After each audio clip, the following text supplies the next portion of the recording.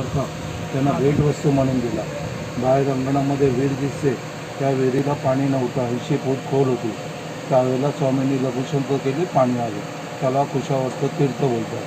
पूर्वी मोटर गाड्या नव्हत्या, पायी प्रवास होता. स्वामी मेण्यामधून बसून जायचे. ते रक्तचंदनाच्या खडावा आहेत, पादुका आहेत. कुऱ्हाड, कोयता, डमरू, त्रिशूळ, चौडी, चामूर, छत्र हे स्वामींनी हाताळलेली शस्त्र आहेत. त्यावेळेला त्यांनी वीरभद्र रूप दाखवलं कोकणातील डोंगरे शास्त्रीयांना.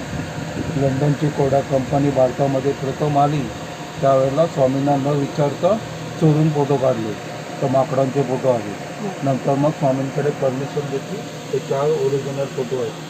पहिला राजवाड्यामधला, दुसरा वटवृक्ष, तिसरा सोलापूर ते पिंटो तो, चौथा चोळप्पांच्या घरामधला. तुम्ही उभे आहात ते चोळप्पांचे घर. 21 वर्ष या वाड्यामध्ये स्वामी राहिले. 145 वर्ष समाधीला राहिले. चोळप्पांची 5वी पिढी आता चालू आहे.